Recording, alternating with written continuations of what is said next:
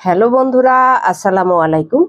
Papdi mushroom and agro ফার্মের পক্ষ থেকে সবাইকে শুভেচ্ছা। আশা করি সবাই ভালো আছেন। যারা মোটামুটি আকারে খামারে, অর্থাৎ আপনার খামারে মিনিমাম 1000 বা 2700 স্পুন আছে, আপনি উদ্যোক্তা হিসেবে চলমান হচ্ছেন, তো তাদের জন্য আসলে এই বিষয়টা মাথায় রেখে চাষ করতে হবে যে রোলিং কি জিনিস এবং রোলিং কেন করতে হয়, রোলিং না করলে কি অসুবিধা হতে হয়। রোলিং হলো আপনার যে পিন হেডগুলো আছে সেটা আপনি বেছে বেছে একটা সাইড করবেন, যেটা মাঝারি আছে সেটা একটা লেয়ার করবেন এবং যারাগুলো বড় আছে সেগুলো আর একটা লেয়ার।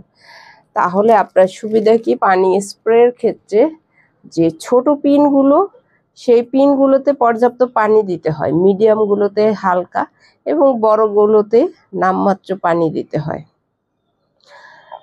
এই লেয়ারটা যদি আপনি ভাগ না করেন, আপনি যদি গণহারে সব একসাথে রাখেন, সেক্ষেত্রে আপনার বড় মাশরুমগুলো থাকবে ভেজা ভেজা, পিনগুলোতে গ্রোথ হবে না। কারণ পিন হেডে যদি পর্যাপ্ত পানি না পায়, সেক্ষেত্রে আপনি ওজনের দিক থেকে কখনোই লাভবান হবেন না।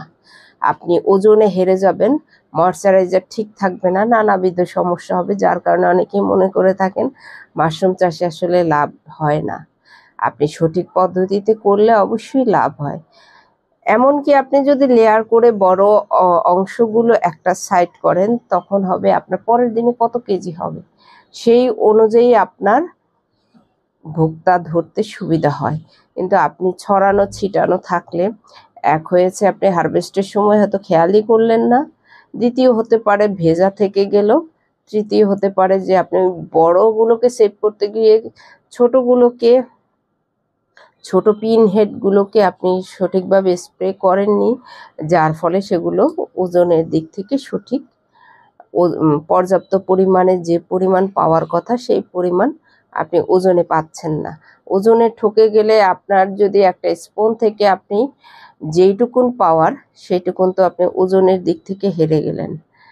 যার কারণে রোলিং করতে হয় অবশ্যই। যারা স্পুন থেকে চাষ করে থাকেন, রোলিং না করলে আপনি খুব একটা সামনের দিকে এগোতে পারবেন না। আশা করি ভিডিওটি দেখে উপকৃত হবেন। ভালো থাকুন, সুস্থ থাকুন এবং নিজ ঘরে ঘরে মাশরুম চাষ করে নিজের পুষ্টি চাহিদা মিটিয়ে তুলুন।